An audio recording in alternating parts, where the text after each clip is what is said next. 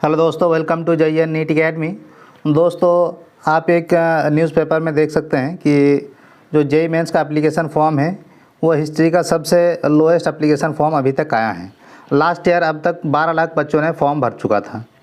तो NTA को ये समझना चाहिए कि आखिर बच्चे फॉर्म क्यों नहीं भर पा रहे हैं। किसी को तो शौक़ तो ऐसा नहीं है कि वो एप्लीकेशन फॉर्म लास्ट डेट में जाके भरेंगे, क्योंकि ये बच्चों का अभी पढ़ने का वक्त है और वो अभी पढ़ने में बिजी रहना चाहते हैं।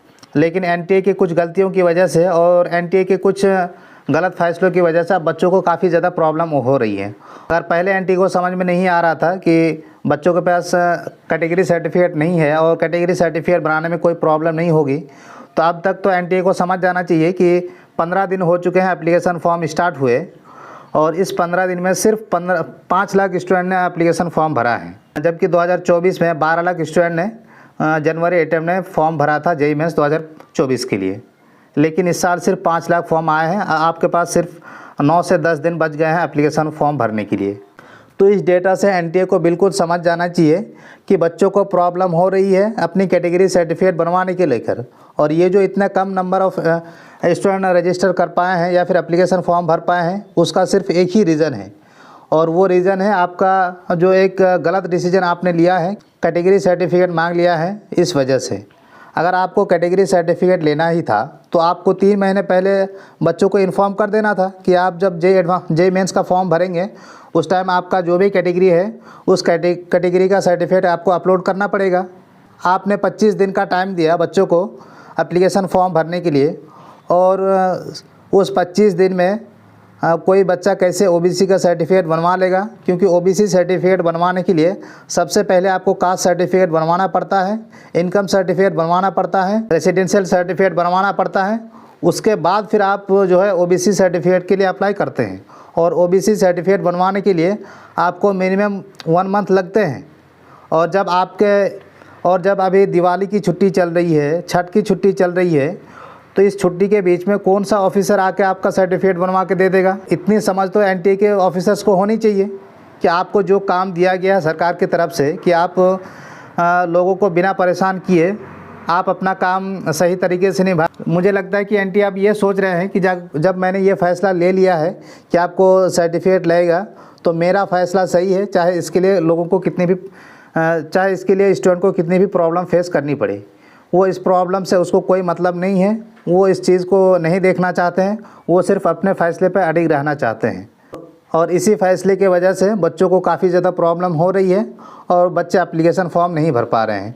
जो सबसे ज़्यादा प्रॉब्लम आ रही है बच्चों को, वो OBC NCL वाले बच्चों को और EWS वाले बच्चों को आ रही है, क्योंकि जो OBC और EWS का सर्टिफिकेट है वो बच्चों के पास नहीं होता है, क्योंकि OBC और EWS सर्टिफिकेट आपका स्कूल टाइम में कोई काम का नहीं होता है। स्कूल टाइम पे कभी भी ज़रूरत नहीं पड़ती है OBC सर्टिफिकेट की, और ख़ास करके EWS सर्टिफिकेट की। जो कि SC ST सर्टिफिकेट है वो परमानेंट होता है, उसमें हर साल बनाना नहीं पड़ता है। जो SC ST कैटेगरी के कैंडिडेट हैं उनको थोड़ा सा फ़ीस में भी रिलैक्सेशन मिलता है स्कूल में, इसीलिए वो लोग बनवा लेते हैं। लेकिन जो OBC और EWS कैटेगरी के कैंडिडेट है उसको कोई भी फ़ायदा नहीं मिलता है स्कूल टाइम पे, इसीलिए वो OBC सर्टिफिकेट या फिर EWS सर्टिफिकेट नहीं बनवाते हैं। और जो बच्चे इस बार क्लास 12th में हैं वो JEE मेंस का फॉर्म भरना चाहते हैं, तो उसमें से 90% बच्चे ऐसे होंगे उनके पास OBC सर्टिफिकेट या फिर EWS सर्टिफिकेट होगा ही नहीं। तो वो बच्चा कैसे इतने कम टाइम पे अपना सर्टिफिकेट बनवाएगा, और जबकि आपका छुट्टी चल रहा है, सब कुछ चल रहा है, तो उस बीच में बच्चा कैसे अपना सर्टिफिकेट बनवाएगा और अपना एप्लीकेशन फॉर्म कैसे भरेगा। तो इस बात को समझना चाहिए NTA को, लेकिन अभी तक वो समझ नहीं रहे हैं और अपने फ़ैसले पर अडिग रहना चाहते हैं। तो मैं आप सभी लोगों से रिक्वेस्ट करूंगा कि जो आप सभी लोग NTA को मेल ज़रूर करें। NTA को मेल करके आप लोग इस बात से अवगत ज़रूर कराएं कि अगर लाखों मेल NTA के पास जाता है तो NTA को कम से कम समझ में आएगा कि बच्चों को प्रॉब्लम हो रही है। अभी तक तो उसको समझ जाना चाहिए कि इतना एप्लीकेशन फॉर्म जो कम आए हैं इसके पीछे का क्या कारण है। और सब जानते हैं NTA वाले, पता नहीं वो अपना जो डिसीजन है उसको फ्लेक्सिबल क्यों नहीं बनाना चाहते हैं।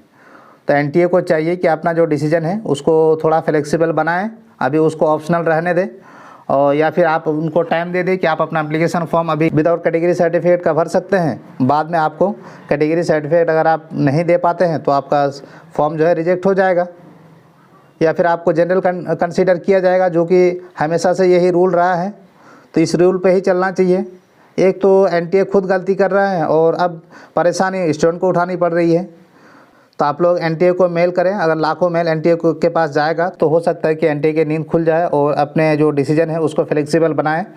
और जो बच्चे इससे प्रॉब्लम में फेस कर रहे हैं, खास करके ओबीसी और ईडब्ल्यूएस के कैंडिडेट, उनको राहत मिल सके और वो सही तरीके से अपना एप्लीकेशन फॉर्म भर पाए। तो आई होप कि आप लोगों को वीडियो इन्फॉर्मेटिव लगा है। अगर वीडियो इन्फॉर्मेटिव लगा है तो वीडियो को लाइक और चैनल को सब्सक्राइब जरूर से करें। Thank you so much for watching this video.